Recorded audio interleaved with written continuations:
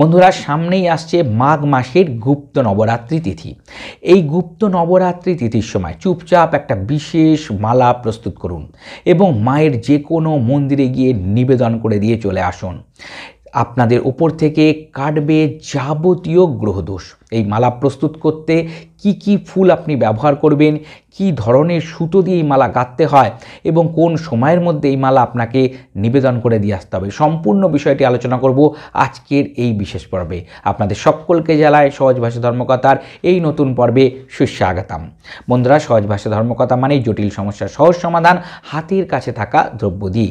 চ্যানেলটিকে এখনও যদি সাবস্ক্রাইব করে না থাকেন অনুগ্রহপূর্বক সাবস্ক্রাইব করুন, পাশে থাকা বেল বাটনটা ক্লিক করে দিন যাতে পরবর্তী ভিডিও নোটিফিকেশনগুলো আর মিস না হয়ে যায়। বন্ধুরা, গুপ্ত নবরাত্রি তিথি অত্যন্ত বিশেষ একটি তিথি। বছরে দুবার গুপ্ত নবরাত্রি আমরা পাই, তার মধ্যে মাঘ মাসের গুপ্ত নবরাত্রি আমরা এইবার পাচ্ছি 30শে জানুয়ারি 2025 থেকে, যার পরিসমাপ্তি ঘটবে দশমী তিথি দিয়ে 7ই ফেব্রুয়ারি 2025। অর্থাৎ 30শে জানুয়ারি 2025 থেকে 7ই ফেব্রুয়ারি 2025 এই সময়ের মধ্যে গুপ্ত নবরাত্রি, মাঘ মাসের গুপ্ত নবরাত্রি তিথি চলবে এবং এই সময়ের মধ্যেই আপনাদের যে কোনো মাতৃমন্দিরে আজকের বলা এই বিশেষ পুষ্পগুলো বা এই বিশেষ মালাটি আপনাদের নিবেদন করে দিয়ে আসতে হবে।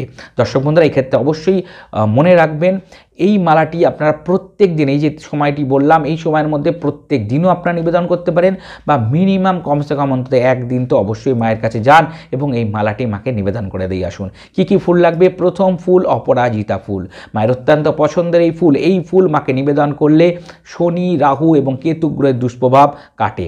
দ্বিতীয় যে ফুলটার কথা বলছি সেটা হচ্ছে গোলাপ ফুল। গোলাপ ফুল মাকে নিবেদন করলে শুক্রের সুপ্রভাব আসে এবং শুক্রের দুষ্প্রভাব কেটে যায়।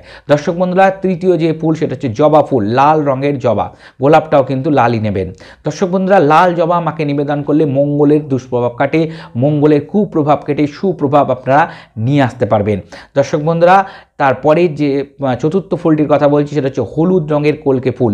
বৃহস্পতি যদি আপনাদের উপর কুপিত থাকে তাহলে বৃহস্পতি গ্রহের কৃপা আশীর্বাদ পেতে মাকে আপনারা হলুদ রঙের কলকে ফুল নিবেদন করুন, এর ফলে বৃহস্পতি গ্রহের সুপ্রভাব আপনারা লাভ করবেন।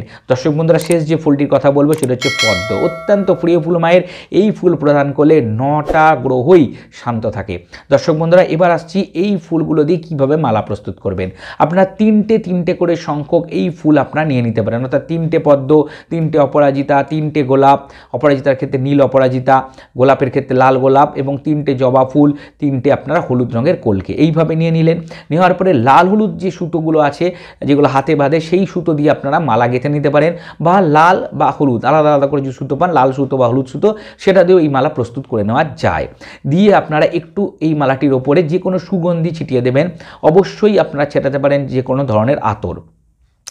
এছাড়া আপনারা চন্দন, লাল চন্দন বেটে সেটা একটু মালার উপরে ছিটিয়ে দেবেন এবং অবশ্যই এই মালাটি নিয়ে গিয়ে যে কোনো মাতৃমন্দিরে আপনারা নিবেদন করে দিয়ে আসুন।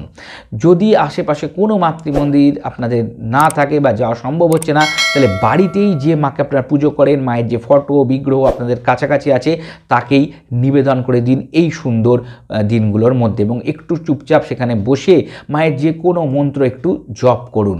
কারণ গুপ্ত নবরাত্রি যে কোনো কাজ আমরা কিন্তু গুপ্তভাবেই করার চেষ্টা করব, 10 জনকে জানিয়ে না। সেটা মাথায় রেখে করবেন। অবশ্যই যতটা পারবেন নিঃশব্দে এই কাজগুলো সেরে ফেলবেন।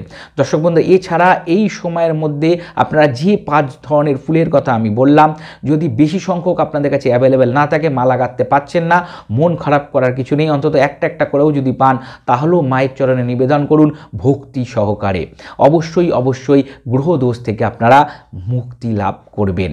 দর্শক বন্ধুরা, মাকে এই সময়ের মধ্যে আপনারা লবঙ্গের মালাও দিতে পারেন। লবঙ্গের মালা অর্থাৎ লবঙ্গ আপনারা 108টা, 51 বা মিনিমাম 9টা লবঙ্গ নিন এবং সেই লবঙ্গগুলো লাল সুতো দিয়ে বেঁধে মায়ের ফটোতে আপনারা চড়িয়ে দিন, মায়ের বিগ্রহতে আপনারা নিবেদন করে দিয়ে আসুন। অবশ্যই মায়ের কৃপা আশীর্বাদ আপনাদের উপরে আসবে। দর্শক বন্ধুরা, আশা করি সম্পূর্ণ বিষয়টি বুঝতে পেরেছেন, সহজভাবে বোঝাতে আমি সক্ষম হয়েছি। যদি পর্বটা আপনাদের ভালো লেগে থাকে একটা লাইক দিয়ে আমাকে উৎসাহিত করুন এবং সহজ ভাষা ধর্মকথা এরকম আরও পর্ব পেতে সহজ ভাষা ধর্মকথাকে সাবস্ক্রাইব করে পাশে থাকা বেল বাটনটা ক্লিক করে দিন যাতে পরবর্তী ভিডিও নোটিফিকেশনগুলো আর মিস না হয়ে যায়। আর বন্ধুরা, আমাদের ফেসবুক পেজ সহজ ভাষা ধর্মকথা, ওখানে একটা লাইক দিয়ে রাখুন। হিন্দু ধর্মশাস্ত্রের বিভিন্ন বিষয়, মন্ত্রতন্ত্র ওখানে নিয়মিত আলোচনা হয়ে থাকে। সকালে ভালো থাকবেন, সুস্থ থাকবেন, দেখা হবে পরবর্তী পর্বে। জয় মা।